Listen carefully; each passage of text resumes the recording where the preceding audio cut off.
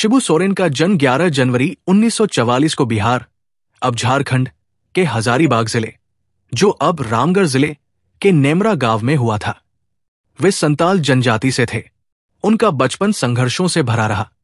जब वे केवल 13 वर्ष के थे, तब उनके पिता शोभरन माझी की हत्या स्थानीय महाजनों द्वारा कर दी गई थी। यह घटना उनके जीवन का टर्निंग पॉइंट बनी।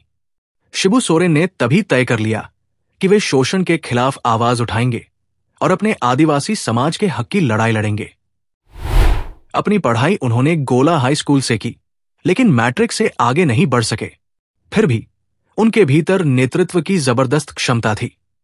केवल 18 वर्ष की उम्र में उन्होंने संताल नवयुवक संघ की स्थापना की, जिसका उद्देश्य था आदिवासी युवाओं को एकजुट करना और जमींदारों तथा महाजनों के शोषण के खिलाफ खड़ा करना। 1972 में उन्होंने झारखंड मुक्ति मोर्चा JMM की स्थापना की, जिसमें उनके साथ AK रॉय और विनोद बिहारी महतो जैसे नेता भी थे। झारखंड को एक अलग राज्य बनाने की मांग का उन्होंने जोरदार नेतृत्व किया।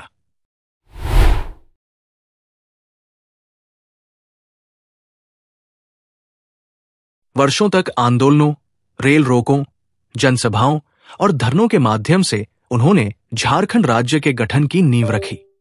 अंततः 15 नवंबर 2000 को झारखंड भारत का 28वां राज्य बना और ये शिबू सोरेन की सबसे बड़ी राजनीतिक जीत मानी जाती है। शिबू सोरेन को 8 बार लोकसभा और 1 बार राज्यसभा में चुनकर भेजा गया।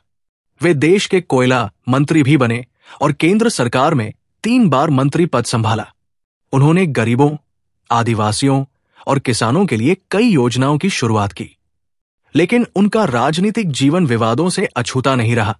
2006 में उन पर अपने पूर्व सचिव शशिनाथ झा की हत्या का आरोप लगा और उन्हें कुछ समय के लिए जेल भी जाना पड़ा, लेकिन बाद में वे निर्दोष साबित हुए और बरी हो गए।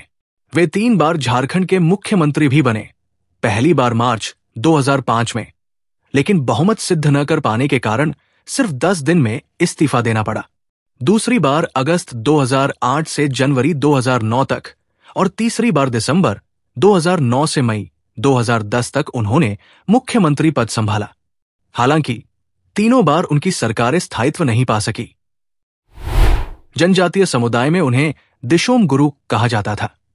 दिशोम का मतलब देश होता है, अर्थात देश का गुरु या देश का मार्गदर्शक बोले तो जनजातियों का मार्गदर्शक।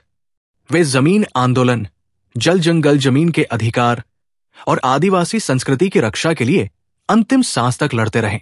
उन्होंने अपने बेटे हेमंत सोरेन को राजनीति में उतारा, जो आज झारखंड के मुख्यमंत्री हैं। शिबू सोरेन का निधन 4 अगस्त 2025 को दिल्ली के गंगाराम अस्पताल में हो गया। वे लंबे समय से किडनी संबंधी बीमारी से पीड़ित थे। निधन के समय वे 81 वर्ष के थे। उनके निधन पर प्रधानमंत्री नरेंद्र मोदी, राष्ट्रपति और कई प्रमुख नेताओं ने गहरा शोक व्यक्त किया। मोदी ने उन्हें आदिवासियों के सशक्तिकरण के प्रतीक और धरती से जुड़े नेता के रूप में श्रद्धांजलि दी। शिबू सोरेन एक ऐसे नेता थे जिन्होंने धरती से संसद तक का सफर तय किया। उन्होंने शोषण के विरुद्ध संघर्ष करते हुए झारखंड को एक अलग पहचान दिलाई।